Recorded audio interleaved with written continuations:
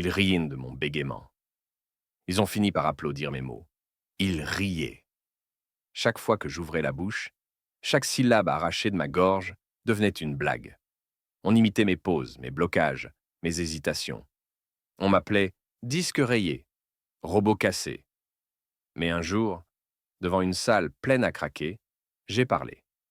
Et ce jour-là, personne n'a ri. Ils ont applaudi. Abonne-toi et mets un like si tu crois, toi aussi, que même la voix la plus brisée peut changer des vies. Je me souviens de ce matin comme si c'était hier. Le ciel était gris, les fenêtres du collège ruisselaient d'une pluie fine, et pourtant, l'air vibrait déjà de rire. Pas de rire joyeux, pas de ceux qui réchauffent. Non, de ces rires qui coupent comme des couteaux. J'avais pris mon cahier, je m'étais levé pour lire mon texte à haute voix devant toute la classe. Une rédaction simple, une histoire inventée la veille. Mes mains tremblaient un peu, mais j'avais travaillé. J'étais prêt. J'ai ouvert la bouche. Et les mots se sont fracassés contre mes lèvres. Chut. Je... Un silence de quelques secondes. Puis des chuchotements. Et dès la deuxième phrase, les premiers ricanements. Il va jamais finir, se moqua un garçon au fond. Mais la cassette en avance rapide, lança un autre. J'ai senti mes joues brûler. J'essayais de continuer, de forcer ma voix, mais plus je résistais, plus elle se bloquait. Chaque syllabe devenait une montagne. Chaque regard posé sur moi, un poids supplémentaire sur mes épaules. La prof n'a rien dit. Elle soupirait, tapotant ses doigts sur la table. Elle voulait juste que je termine, que je cesse d'interrompre le rythme du cours. Personne, à cet instant, ne voulait entendre ce que j'avais à dire. Il ne voulait qu'un spectacle. Alors j'ai fini par me rasseoir, le cahier trempé de mes larmes invisibles. Et les rires continuaient. Le pire n'était pas dans la classe, le pire venait après, dans la cour. Hé, disque rayé, lance Paul, le plus populaire. Tu devrais faire DJ. Au moins ça ferait rire. Tout le monde éclate de rire. Tout le monde sauf Clara, la seule qui baissait les yeux. Mais même son silence me faisait mal, parce qu'il disait « Je ne peux pas t'aider ». À la maison, je n'en parlais jamais. Ma mère rentrait tard, épuisée, les mains couvertes de farine de la boulangerie où elle travaillait. Mon père, lui, n'était plus là depuis des années. Alors je disais que ça va, toujours, parce qu'elle avait déjà assez de poids sur ses épaules. Mais la nuit, seul dans ma chambre, je m'effondrais. Je fixais le plafond et je me demandais pourquoi j'étais né avec cette voix cassée. Pourquoi les mots se cognaient les uns aux autres, avant de sortir. Pourquoi chaque phrase ressemblait à une course impossible. Un soir, j'ai tapé sur Internet. Comment guérir du bégaiement? Des forums entiers, des vidéos de conférences, des témoignages. Certains disaient donc que c'était incurable, d'autres qu'il fallait apprendre à l'accepter. Mais je n'arrivais pas à l'accepter. Pas tant que mes camarades riaient chaque jour. Pas tant que ma voix était une cage. Alors j'ai commencé à écrire. À défaut de pouvoir parler, je remplissais des cahiers entiers de mots, de phrases, de pensées. Sur le papier, mon bégaiement disparaissait. Mes textes coulaient sans heurts, comme une rivière libre. Mais une question me hantait chaque nuit. Si j'arrivais un jour à prononcer ces mots à voix haute, est-ce qu'ils arrêteraient enfin de rire? Je ne savais pas encore que la réponse viendrait. Pas d'un coup, pas comme un miracle, mais d'un chemin, long et douloureux, qui me mènerait un jour sur une scène où plus personne n'oserait se moquer. La cour du collège résonnait toujours des mêmes bruits, ballons qui frappent le mur, cris d'ados qui se cherchent, éclats de rire. Mais pour moi, chaque son se transformait en écho moqueur. J'avais l'impression que même le vent chuchotait « disque rayé, robot cassé ».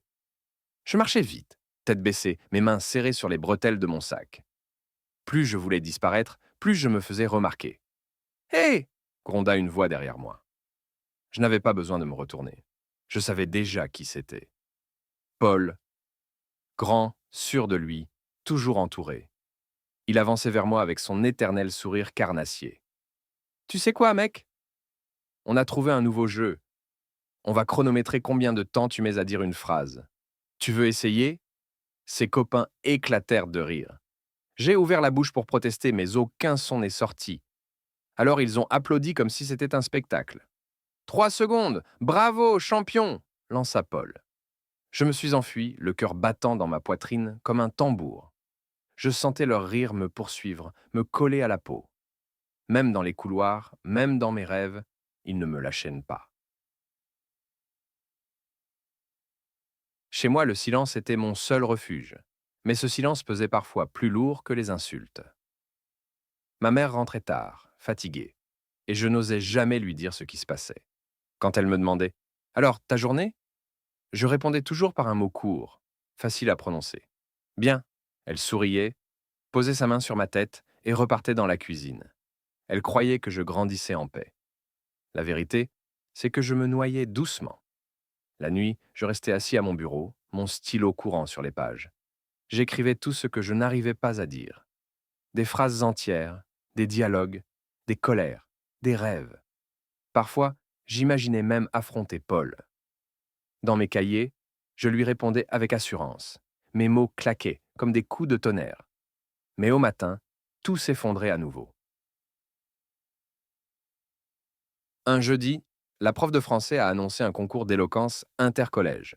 Le thème sera la liberté. Chaque établissement enverra 2 représentants. Vous serez jugé sur votre texte, mais surtout sur votre manière de le défendre à voix haute. Mon cœur s'est arrêté une seconde. Éloquence, parler devant une salle entière, autant me demander de courir un marathon avec des chaînes aux pieds. Je me suis enfoncé dans ma chaise, priant pour qu'on ne m'interroge pas. Évidemment, Paul a levé la main immédiatement. Moi, madame, je suis fait pour ça. Toute la classe a ri. C'était évident. Paul, avec sa voix forte et son assurance, serait choisi. Mais ce qui m'a bouleversé, c'est ce qui s'est passé après.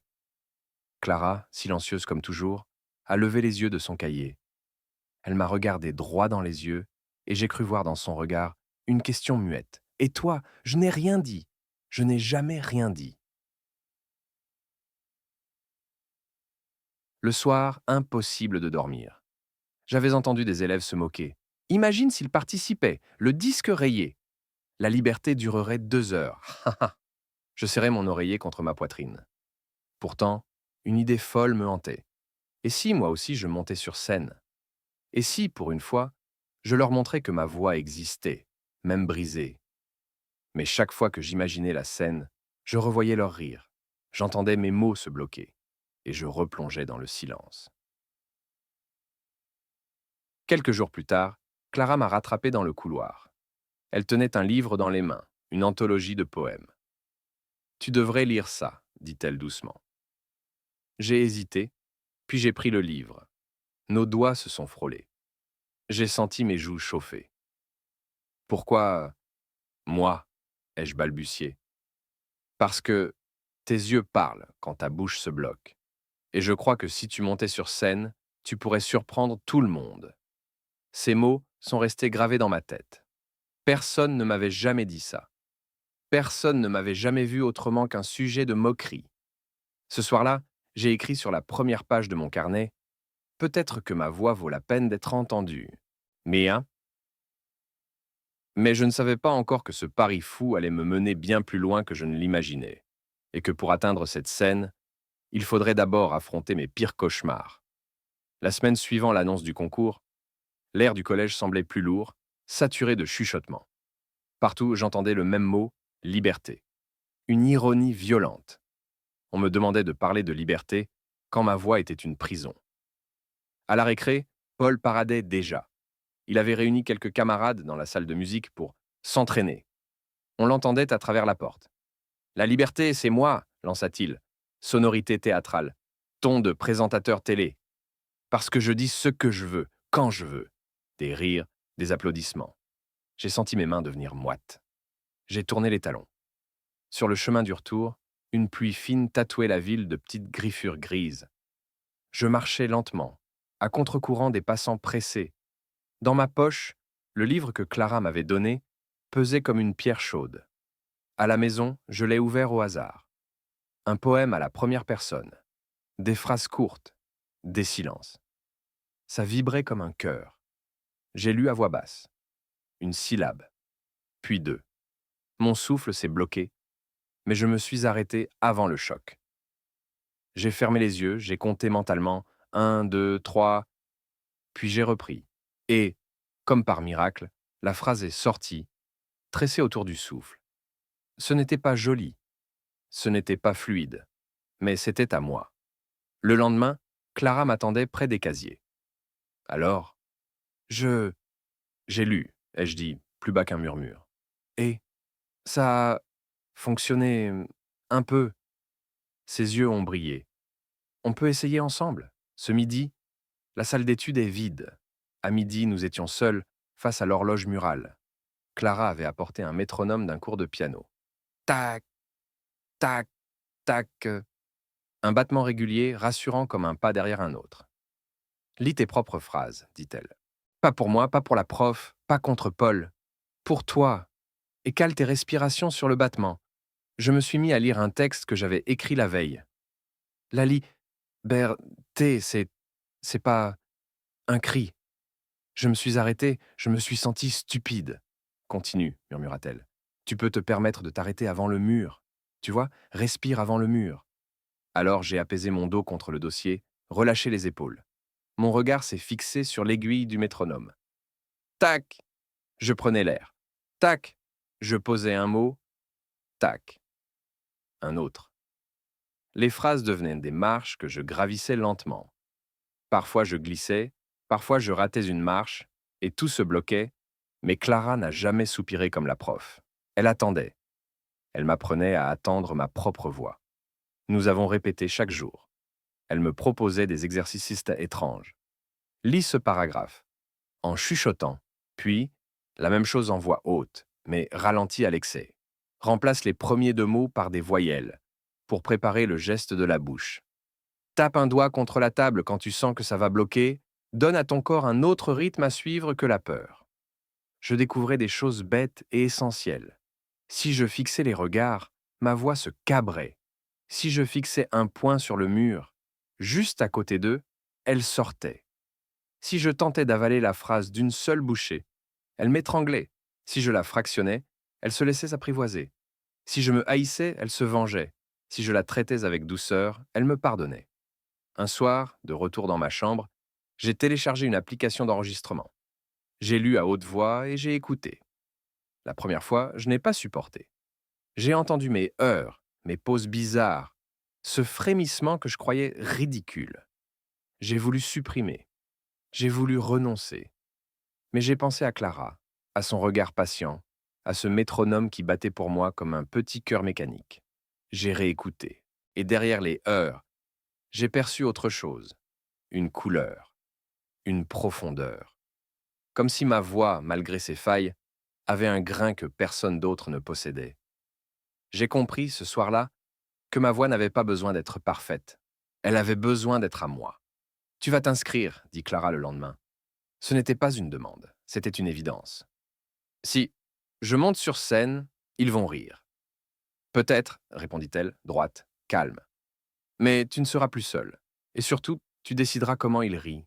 Tu peux leur voler le rire, le détourner. J'ai serré le formulaire entre mes doigts. Mon nom tremblait quand je l'ai écrit.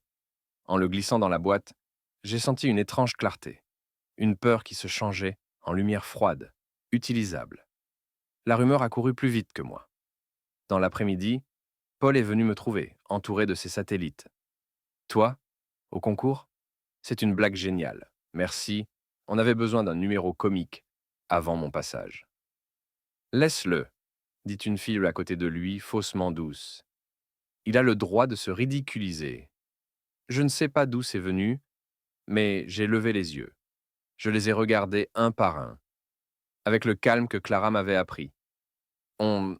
on verra. Ils ont ri, bien sûr. Mais quelque chose avait changé. J'avais répondu, même maladroitement, même avec des trous. Et ce on verra m'a tenu chaud toute la journée. Le soir, ma mère m'a trouvé assis à la table de la cuisine, des feuilles partout. Tu travailles de star, mon cœur. J'ai hésité. Puis j'ai dit, il y a un concours de paroles. Son visage a froncé. Tu es sûr? Cette question n'était pas un doute contre moi. C'était une main tendue. Je... je veux essayer. Elle a pris mes feuilles, a caressé les lignes d'encre. Quand tu étais petit, tu mettais longtemps à dire «Maman», tu te souviens? Ça me faisait pleurer. Pas de tristesse, de patience. Parce que je savais que chaque «ma» que tu posais était une victoire. Si tu vas sur scène, n'oublie pas. Chaque syllabe est une victoire. Je crois que je n'ai jamais autant aimé ma mère qu'à cet instant. Les jours ont filé. Clara et moi avons construit mon discours comme on construit un pont au-dessus d'une eau noire. D'abord, une phrase d'ouverture. Courte, coupante. Je suis libre de bégayer. Nous avons hésité sur ces 3 points. Fallait-il les montrer? Les faire entendre? Finalement, j'ai compris que je n'avais pas à les cacher. Ils diraient la vérité.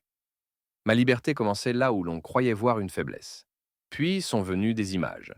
J'ai décrit la classe, les rires, la cour, la pluie.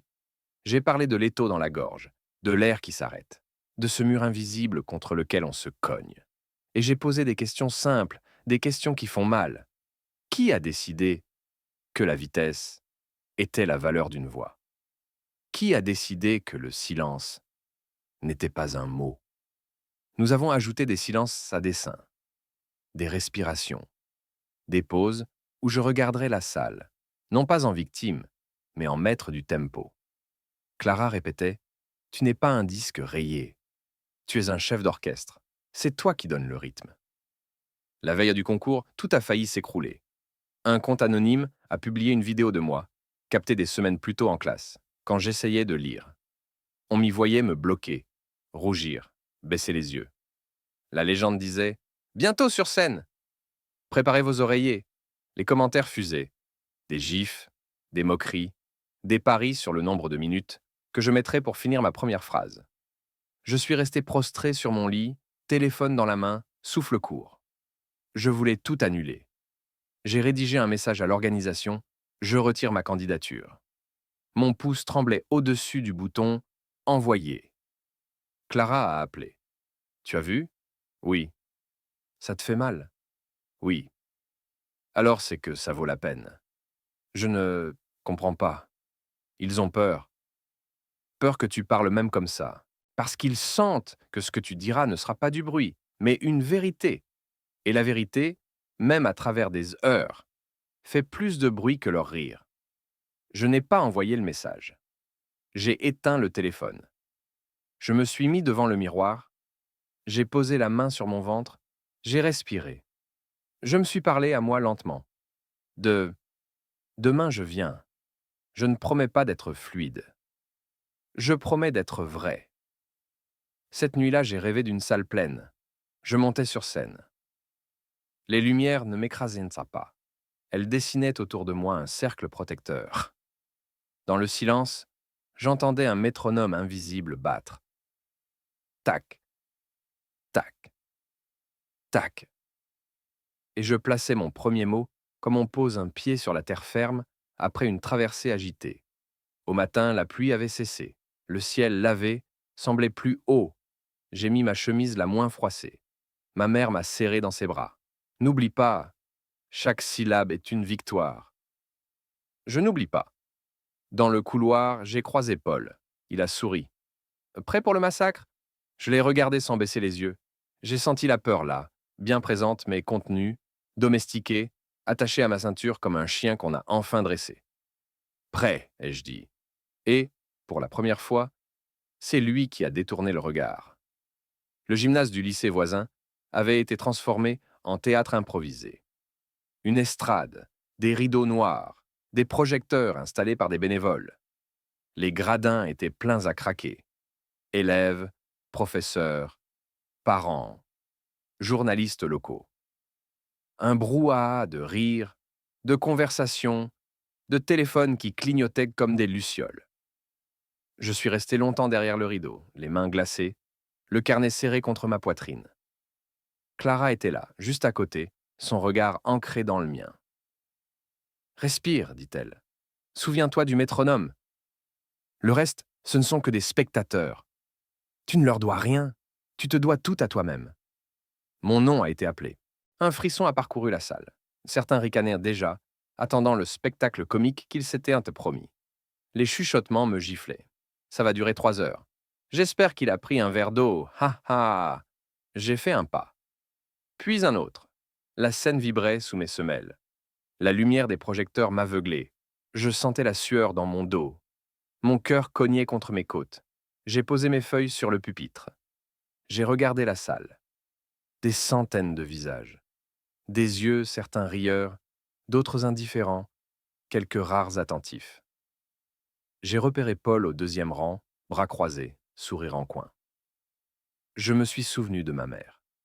Chaque syllabe est une victoire. Je me suis souvenu de Clara. Tu n'es pas un disque rayé, tu es un chef d'orchestre. Alors j'ai levé la tête. Je suis libre de... B, B, Béga. Un éclat de rire a fusé, puis un autre. Des chuchotements, des soupirs.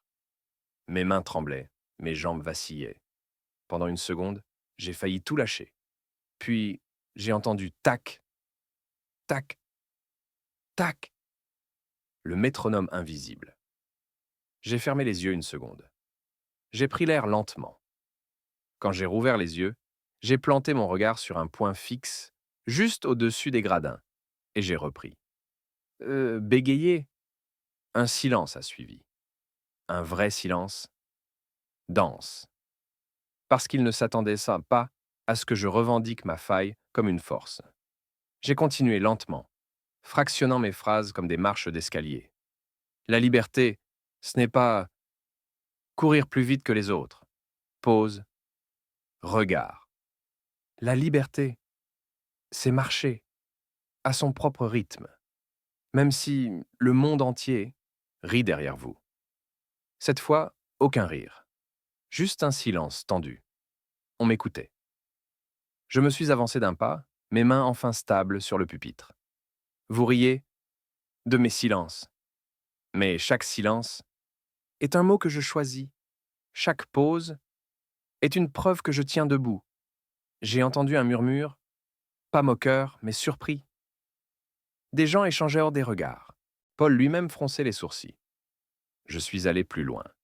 Quand vous parlez sans effort, vous ne savez pas la valeur d'un mot. Moi, chaque mot, je le gagne. Chaque phrase est une bataille. Et croyez-moi, les victoires les plus dures sont les plus belles. Un frisson a parcouru la salle. Pas un bruit, pas même un tout sautement. Le gymnase entier semblait retenir son souffle. À ce moment précis, j'ai compris que je n'étais plus prisonnier, que ma voix, tremblante, heurtée, était en train de tenir des centaines de personnes par un fil invisible. J'ai terminé, la gorge serrée, les yeux humides. Alors oui, je bégayai. Mais ce soir, je suis libre. Un silence. Puis, un applaudissement. Un seul. Je n'ai pas eu le temps de voir qui. Ensuite, d'autres mains. Et soudain, la salle entière s'est levée. Les applaudissements ont éclaté comme une vague, couvrant tout, balayant tout. Je restais debout, incapable de croire. Mon corps tremblait, mais mes genoux tenaient. Mon cœur battait encore trop vite, mais pour la première fois, il battait de fierté. Au milieu de la foule debout, mes yeux ont trouvé ceux de Clara. Elle pleurait, un sourire immense aux lèvres. Et dans ce sourire, j'ai compris que quelque chose venait de changer. Pas seulement pour moi, pour tous ceux qui, quelque part, se taisaient de peur qu'on rit d'eux. Je suis resté sur scène, incapable de descendre. Les applaudissements cognaient contre moi comme des vagues. Ils n'étaient non plus des coups de couteau, mais des bras qui me portaient. Chaque claquement de main brisait un souvenir de moquerie. Chaque cri de « bravo » effaçait un éclat de rire cruel. La présentatrice a dû me guider vers les coulisses. J'avais l'impression de flotter, comme si je n'étais plus dans mon corps. Clara m'attendait là, les yeux encore humides. Elle m'a serré contre elle sans un mot. Dans son étreinte, il y avait plus de vérité que dans tous les discours de la soirée. Le lendemain, au collège, quelque chose avait changé. Les couloirs semblaient plus larges, l'air plus léger. Et surtout, les regards. Paul était là, évidemment. Bras croisés, adossé à son casier. Il m'a fixé longuement, cherchant à retrouver la peur dans mes yeux, mais je n'ai pas baissé la tête. C'est lui qui a détourné le regard. Pour la première fois, certains camarades sont venus me voir. Pas des amis, pas encore, mais leurs mots m'ont surpris. Franchement, respect. Hier, t'as été énorme. J'aurais voulu leur crier: où étiez-vous quand je pleurais seul? Mais les rancunes étaient lourdes, et je n'avais pas envie de les porter plus longtemps. Alors je me suis contenté d'un simple hochement de tête. Les semaines ont passé. Mon discours a été partagé sur les réseaux. Un extrait tourné en boucle. Chaque silence est un mot que je choisis. Certains le citaient, d'autres l'analysaient. Moi, je le revivais à chaque fois. Comme si ce soir m'avait rendu une part de moi que je croyais perdue. Ma mère, un soir, a posé un article découpé sur la table. Un collégien transforme son bégaiement en leçon de liberté. Ses mains tremblaient. Tu vois, a-t-elle murmuré, tu m'avais dit que tu voulais juste essayer. Tu as fait plus que ça. Tu as brisé une chaîne. Mais le chemin n'était pas terminé. Je bégayais encore, bien sûr, chaque jour, mais je ne me cachais plus. Je levais la main en cours, même si la phrase mettait du temps à sortir. Je parlais aux caissières, aux voisins, même aux professeurs. Et surtout, je ne me haïssais plus quand ma voix trébuchait, parce que je savais qu'elle avançait malgré tout. Clara restait à mes côtés. Elle me disait souvent: tu sais, tu n'as pas seulement changé ton histoire, tu as changé la mienne aussi.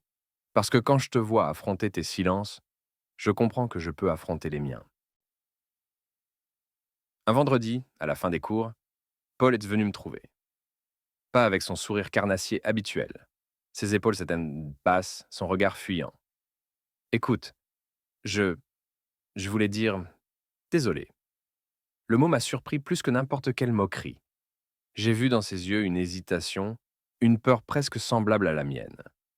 Peut-être qu'il n'avait jamais su faire autrement que rire des autres pour cacher ses propres failles. Je n'ai pas répondu par de grands discours. J'ai juste dit: chaque, chaque mot compte. Même désolé.